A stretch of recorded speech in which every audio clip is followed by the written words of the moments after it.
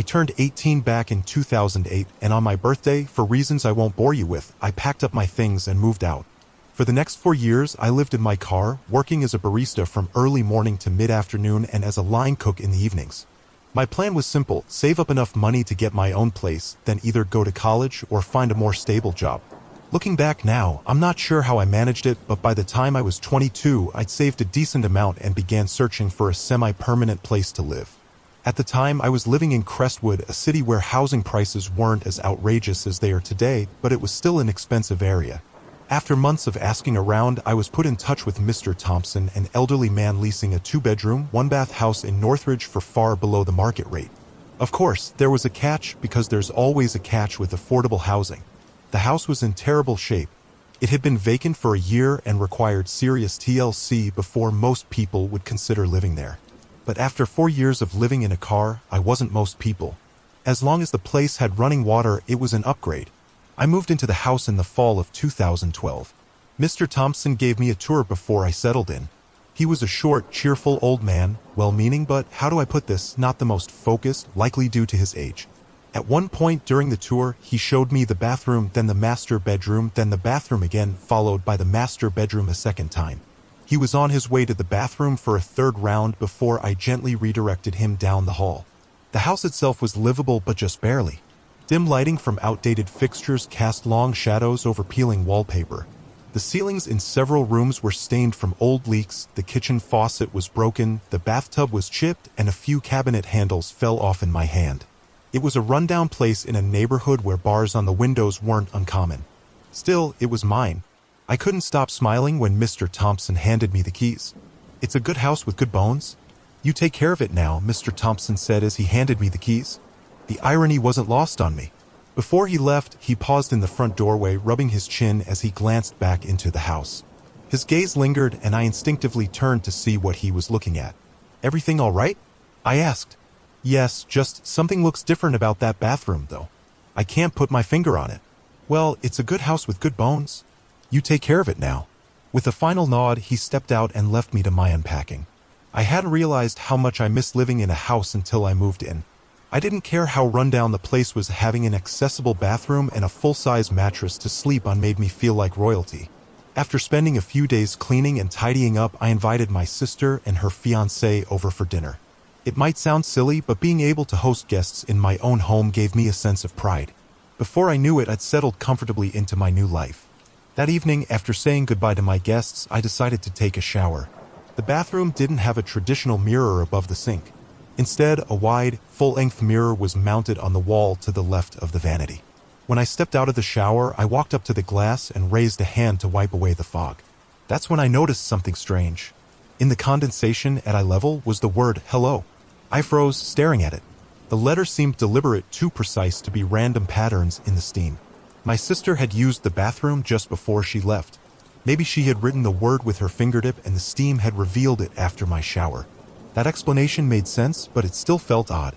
I even considered texting her about it, but stopped halfway through typing the message. It sounded ridiculous, paranoid even. I wiped the mirror clean, brushed off the unease, and went to bed. Before long, I'd forgotten about it entirely. The following week, I received a promotion at one of my jobs. While I was grateful for the additional income, the new position came with longer hours. On top of that, I realized that some of the house repairs were beyond my ability, so I started hiring contractors to handle the more complicated work.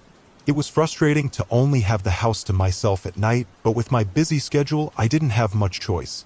Overall, things were progressing smoothly until the occasional unexplainable noise in the middle of the night began to disrupt my sleep. It wasn't until I'd been living in the house for about a month that I noticed writing on the mirror again. This second incident occurred in much the same way as the first.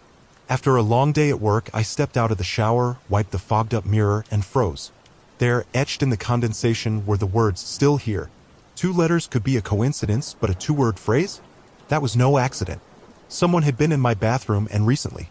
My first thought was that one of the contractors might have done it, perhaps as some weird joke. But why? And if not them, then who? I quickly got dressed and stood with my hand on the bathroom doorknob, hesitating. What if whoever had written the message was still in the house? Slowly, I cracked the door open, peeking down the dark hallway, first one way, then the other. I strained to listen, my ears searching for the faintest sound. Nothing. My heart was pounding as I carefully walked through the house, checking every room. It didn't take long, given the size of the place.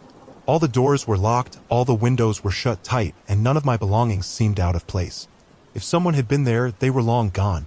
The second message unsettled me for days. I started triple-checking the locks on my windows and doors every night. When I got home from work, I would search every nook and cranny in the house, though, truthfully, there weren't many places for anyone to hide. Still, no matter how secure I made the house, I couldn't shake the feeling that something was off. A month passed without incident. Slowly, I began to feel comfortable again, even at home in my new space. Then, one Friday morning, I woke abruptly just past 3 a.m. At first, I wasn't sure what had disturbed me. The house often creaked and groaned in the night as it settled, almost as if it were alive. But now it was silent, eerily silent. It was only when I turned my head to the side that I saw it. My bedroom door, which I was certain I had shut before going to bed, was wide open. I stared down the hallway, feeling as though I were gazing into a black hole. The darkness was absolute. I kept waiting for my eyes to adjust, waiting for them to pick out the familiar shapes of my home, but they never did. I couldn't see a thing. So why did I feel like something could see me? Like there was something in the house with me, just feet beyond the threshold to my bedroom, watching, waiting? Somehow, I found the courage to rise from my bed and walk toward the door. When I made it to the handle, I grabbed it and slammed the door shut.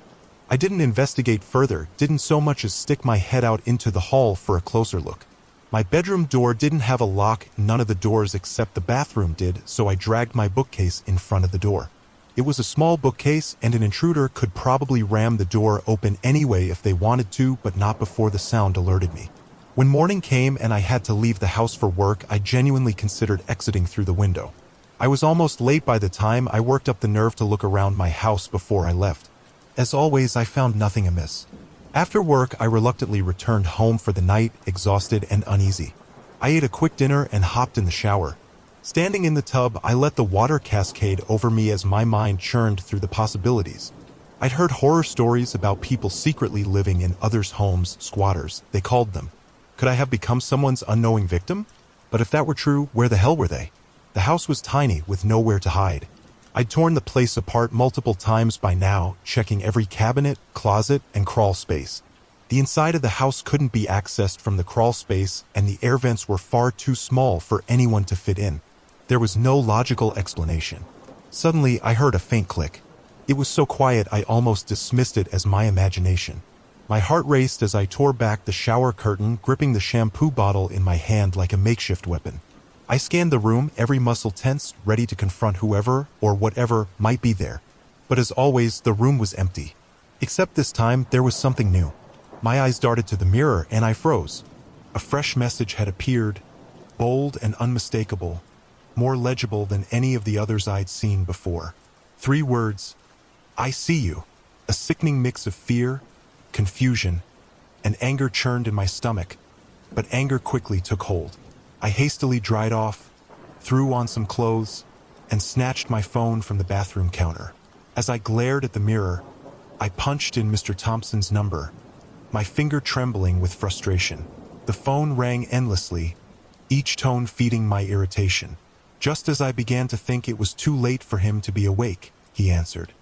His cheerful tone grated on my nerves as he asked how I was settling into the house. I cut him off sharply. I need you to tell me if there's any way someone could be getting into this house. My voice was firm, edged with panic. Every night, I check every window and door, every cupboard, closet, and cabinet. And still, things are happening, things I can't explain. Is there some entry point I'm not aware of? There was a pause. Mr. Thompson seemed confused. What's getting in? If it's rats, you just let me know. The last tenant had some trouble with rats now and then. Yeah, let's call it rats, I snapped, trying to keep my composure. But other than the doors and windows, how could they be getting in? Well, Mr. Thompson began thoughtfully. There's the vents, of course, and there used to be a chimney, but we had that sealed up a long time ago. Then there's the crawl space, though I imagine you've already taken a look down there. I knew the house had a crawl space, but I'd never had much reason to investigate it. I couldn't even find the entrance. After tearing up all the carpeting in the house, I assumed the access door had been covered when hardwood was installed, making it an unlikely point of entry for an intruder. How do I get down to the crawl space? I pressed. Yes, you should give the crawl space a gander, Mr. Thompson replied vaguely. I clenched the phone so tightly I thought it might crack. I plan to. Where can I find the entrance? That'll be on the floor of the bathroom closet. I froze, staring around the bathroom. Surely I'd misheard him, or maybe he was confused again. What? I know it's an odd place for it, Mr. Thompson continued, as though it were obvious, but it's only there because that room didn't always use to be a bathroom. I glanced around again, my pulse quickening. The bathroom doesn't have a closet. Of course it does, Mr. Thompson said cheerfully. Just to the left of the vanity. My gaze snapped to the mirror, the long, oversized, floor-to-ceiling mirror I'd always found peculiar for a bathroom of this size.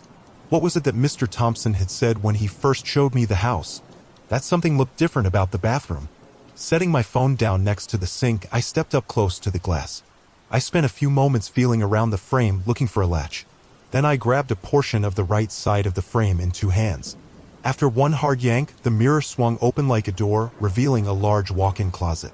Mr. Thompson was saying something on the other end of the line, but I was too stunned to answer. There was a square-shaped hole at the back of the closet, which I assumed led down to the crawl space beneath the house.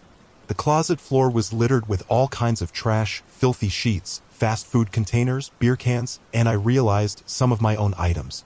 Little things I thought I'd misplaced: a sock, a toothbrush, a comb, and a small framed photograph of me, my sister, and our old family dog. I crouched down to pick up the photo, perched in the doorway as I studied my younger, smiling self.